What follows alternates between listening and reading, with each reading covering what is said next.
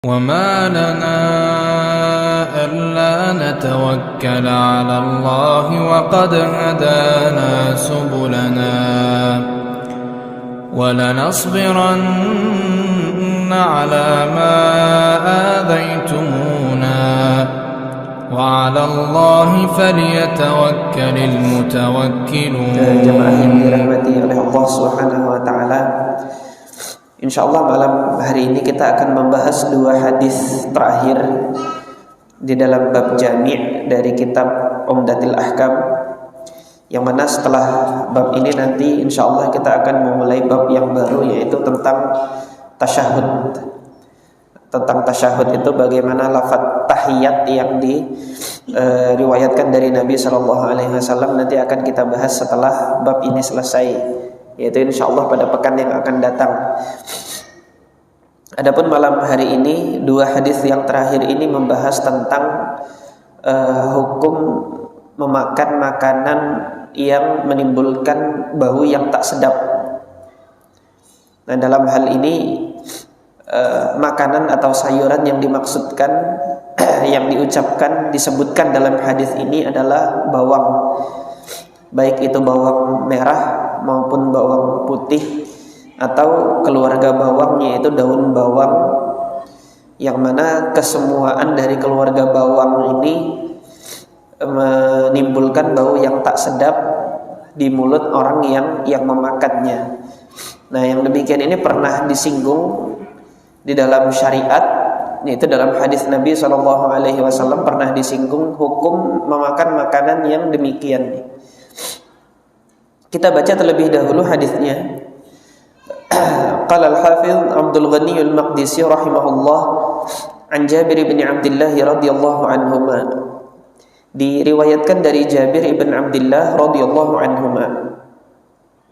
An Nabi sallallahu alaihi wasallam qala, dari Nabi SAW beliau bersabda, man akala thuman, barang siapa yang memakan thum. Thum itu bawang putih. Dalam redaksi riwayat yang lain thauman bi fathi tha, yang banyak atau masyhur saya lihat pelafalannya itu adalah dengan dhammah thum. Man akala thuman, barang siapa yang memakan thum, dia bawang putih. Au basalan, atau memakan basol. Basol itu bawang merah. Nah, keluarga bawang merah itu sebenarnya bawang bombay, itu masih keluarga bawang merah. Antum nanti silahkan lihat ininya, tekstur kedua bawang ini, bawang merah maupun bawang bombay itu, antum lihat tekstur penyusun ininya itu ada kemiripan antara bawang merah dengan bawang bombay. Hanya saja bawang merah yang kita dapati di tempat kita itu bawang merahnya kecil-kecil. Nah, di Saudi sana, karena impornya dari India, dari wilayah-wilayah di India, di Pakistan, bawang merahnya itu besarnya kayak bawang bombay. Ini demikian, besarnya itu seperti bawang bombay. Itu saya punya teman satu kamar dahulu, orang Pakistan. Ya, beliau itu kalau makan bawang itu kayak makan apel, krauk gitu.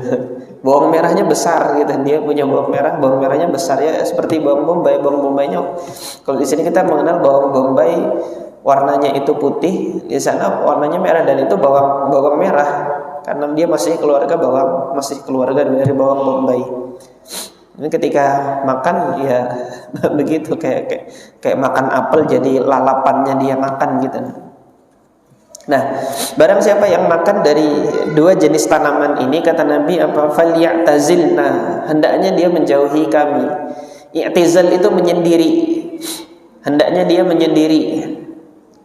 Nanti disebutkan dalam hadis ini waliyaq'ud fi baitihi, hendaknya dia menyendiri, duduk di rumahnya saja, jangan ikut kumpul-kumpul sama kita. Redaksi lain mengatakan auliya'tazil masjidana, dalam riwayat yang lain tidak berkumpul mendekati kami itu ketika kami di masjid. ketika kami di masjid. Nah, sampai di sini Al-Imam An-Nawawi rahimahullah ketika menjelaskan hadis ini, beliau mengutip dari sebagian ulama bahwasanya ada sebagian ulama yang berpendapat bahwasanya perintah untuk menjauhi masjid ini khusus untuk masjid Nabi saja. Adapun masjid-masjid yang lain tidak. Karena redaksi hadis ini mengatakan liya'tazil masjidana, satu masjid kita ini. Apa masjid kita? Ya di mana Nabi sholat, di situ masjid, yaitu Masjid Nabawi. Nah, sebagian ulama ada yang berpendapat demikian. Namun ini tidak terbantahkan dengan redaksi dari akhir hadis ini. Redaksi di akhir hadis ini nanti menyebutkan bahwasanya yang menjadi sebab kenapa Nabi memerintahkan untuk menjauhi kami itu tidak hanya khusus di masjid Nabi, karena adanya illah atau sebab hukum yang menjadikan orang yang makan ini disuruh menjauh oleh Nabi, yaitu apa? Fa inni unaji man la tunaji, nanti di akhir hadis akan kita baca ini. Karena aku ini berbicara berbisik-bisik, an-najwa itu bicara yang bisik-bisik, artinya berbicara tanpa suara terhadap seseorang yang tidak kalian bisa untuk berbisik-bisik dengannya, yaitu para malaikat. Karena di hadis yang lain Nabi nanti menyebutkan innal malaikata tata'adza mimma yata'adza minhu banu Adam. Artinya di sini Nabi SAW berkomunikasi dengan para malaikat, dan para malaikat tidak senang dengan bau ini. Gitu. Nah, kita lanjutkan terlebih dahulu hadisnya ini. Nah, ketika Nabi SAW memerintahkan untuk menjauhi kita, jangan dekat-dekat sama kita yang makan makanan ini. Wa utiya biqidrin fihi khadiratun min buqulin. Kemudian Rasulullah SAW diberikan qidr, ada satu wadah, fihi khadirat, di dalamnya ada banyak sayuran, min bukul, dari bahan-bahan bumbu masakan. Bukul itu bakel, itu bumbu masak. Jadi sayuran yang menjadi bumbu masak. Jadi kalau antum yang sering masak kan, sayuran itu ada kategorinya. Sayuran yang dimasak untuk menjadi sayur sama sayuran yang digunakan menjadi tumisannya. Yang jadi tumisannya itu penyedapnya itu bukul, bakel. Ya seperti bawang ini kan wajib ini. Kalau harga bawang naik teriak-teriak ibu-ibu gitu. Nggak bisa masak, padahal masak tanpa bawang bisa aja kan. Yang penting dimakan, tapi ya kayak ada yang kurang dari hidup ini kalau nggak ada bawang gitu. Jadi bumbu masaknya. Kemudian yang rimpang-rimpangan ini masuk bukul, masuk bukul karena dia bagian sayur yang menjadi penyedap rasa. Adapun sayur yang jadi bagian besarnya yang dimasak itu khadrawat, istilah yang digunakan. Nah, di sini khadirat disebutkan ada sayuran-sayuran yang berupa bukul yang dia bumbu masak. Fawajadalah harihan, Rasulullah mendapati di dalamnya itu ada aroma yang tidak beliau senangi. Fasa'ala, kemudian Rasulullah bertanya, fa ukhbira bima fiha minal bukul, maka disebutkan bukul-bukul itu, jenis-jenis sayuran tersebut disebutkan. Rasulullah kemudian mengatakan qarribuha, tolong dekatkan ke sini. Ketika didekatkan, qarribuha ila ba'di ashabihi kana ma'ahu, didekatkan kepada Rasulullah dan kepada para sahabat yang bersama dengan Nabi. Falamma ra'ahu kariha aklaha, ketika melihat bukul sayuran yang menjadi bumbu masak tersebut dilihat oleh Rasulullah tidak senang untuk memakannya.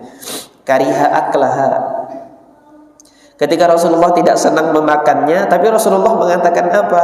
Kul, makanlah. Jadi diperintahkan oleh Nabi SAW. Ini yang termasuk jenis perintah yang maknanya itu mubah, boleh. Jadi tidak semua perintah itu wajib. Redaksi perintah ya.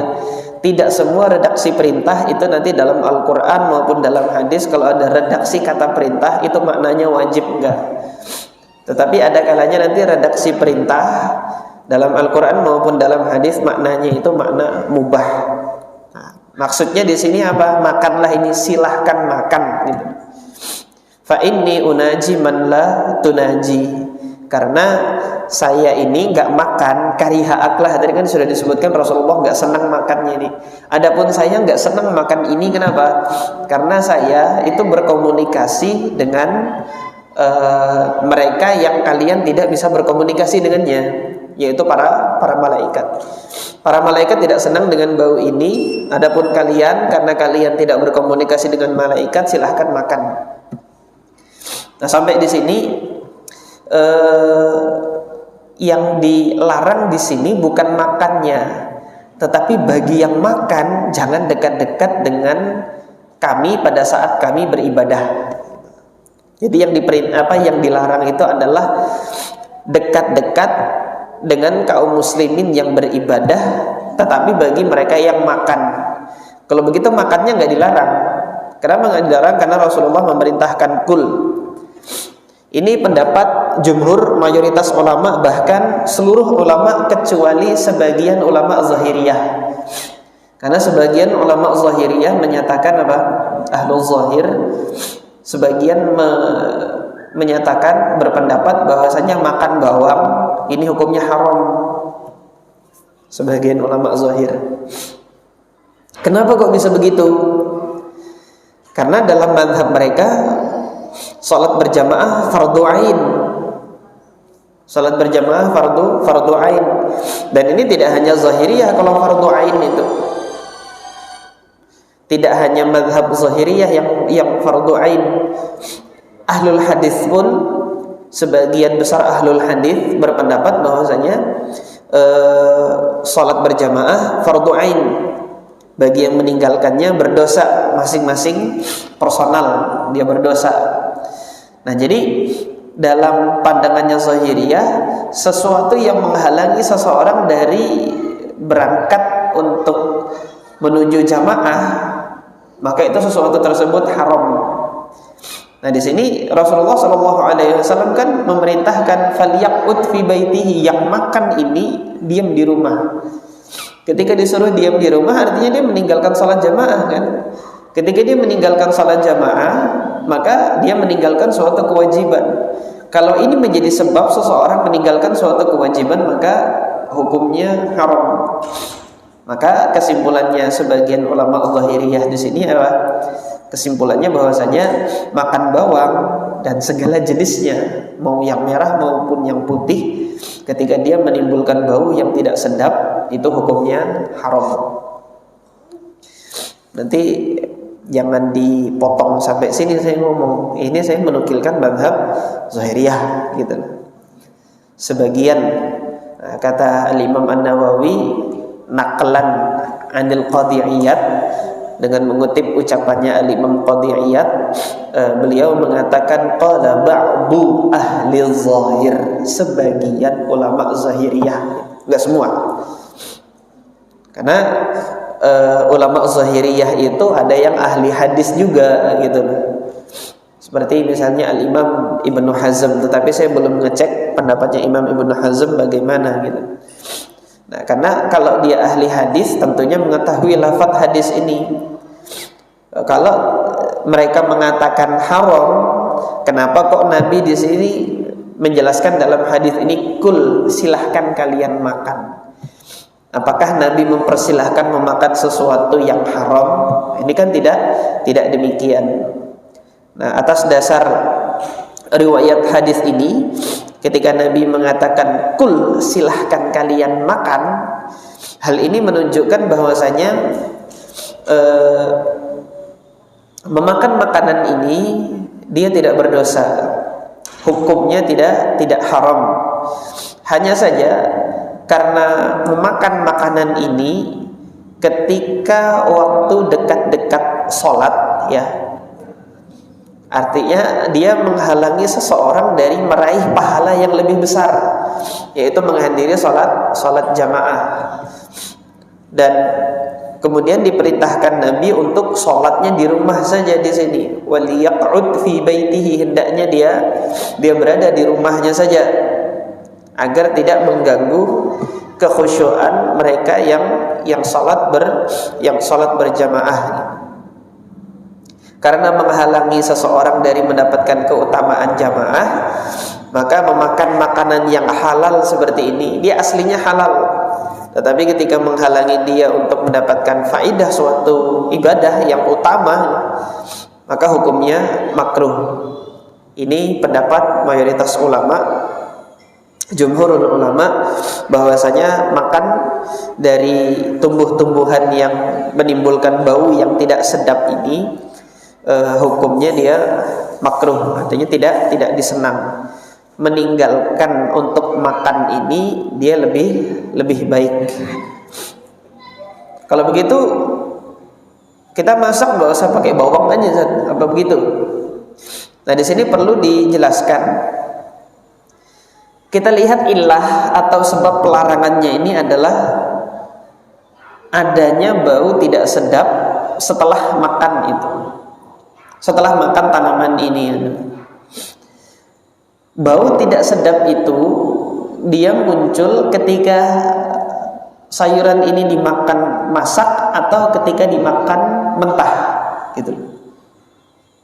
Pada saat sayuran-sayuran ini dimakan pada keadaan dia mentah, baunya itu lebih menyengat.